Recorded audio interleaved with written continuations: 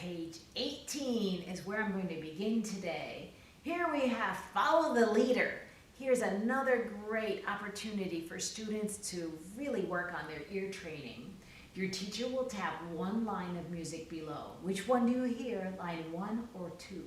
Clap and count out loud the entire song and then step in rhythm while saying the words. We always want our students to internalize the rhythm before they play any piece. So let's go ahead and let's clap Old King Cole, the rhythm to Old King Cole, and say the words.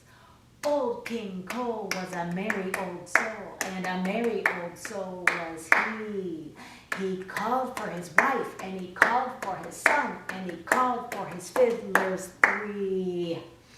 Oh, how wonderful that was. And you'll notice that it was not metronomical or robotic, right? It's not Old King Cole was a merry old soul. Oh dear. Music has to be always moving and alive. So we want it to be as easy and florid and fluid as we possibly can. The next part is playing either 1A or 1B and asking our students which one we played, major or minor, and then there's parrot play where the student listens to you play a little pattern and they have to go to the piano and play it back for us. Strumming a tune on page 19 is a lovely piece for students to review the key of F major. And before the strumming a tune, you can have your students review F major and F minor. So here's strumming a tune.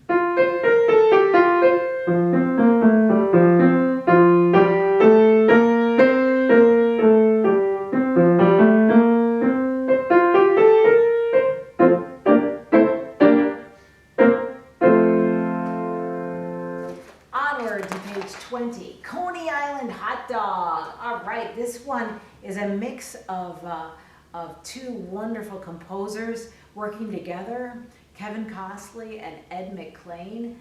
My goodness, Coney Island Hot Dog. I had a transfer student who came in, and the way she played this was like this. I kid you not, that was exactly her hand position for the left hand, and you can imagine what it was like in the right hand as well.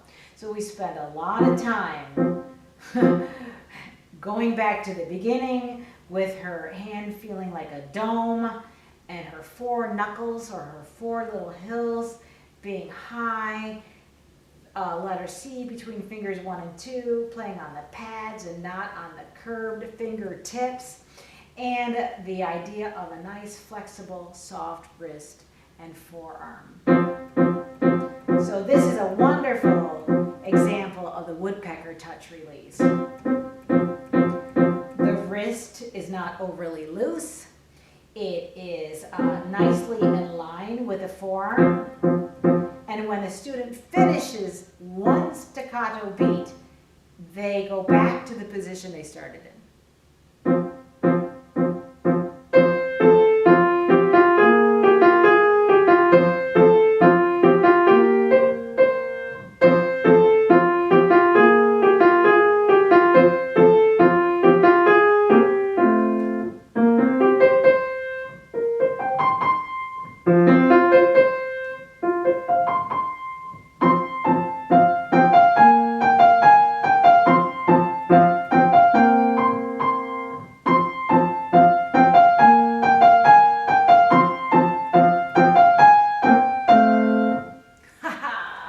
And what else is challenging about this piece?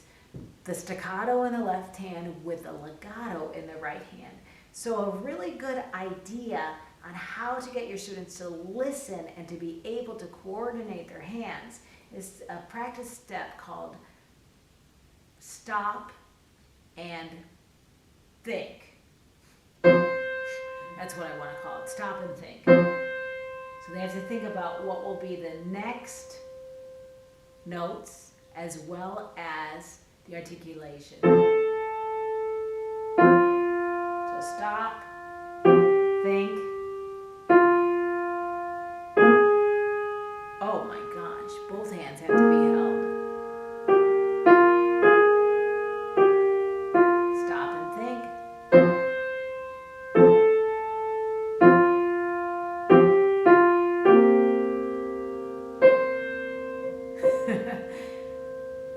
all kinds of things like stop and listen, stop and check, stop and think. Really, really good ways to get our students to slow down and listen to themselves play. Mozart at the bottom of the page says, be sure that a third of your daily practice is review work. This is the way to become a fine pianist. So we should always have students in our, we should always have our students playing pieces that are freshly learned, pieces that they've had for several weeks, and actually some that they've known for about a month, so that they have pieces that are memorized and others that they're working on, so that they're always working at different levels throughout the week. On page 22, Expedition to the North is a wonderful example of the combined reading system in succeeding at the piano. Students have to write the interval, whether it goes up or down, and also the names of the notes. And then there's another time to compose activity at the bottom of the page.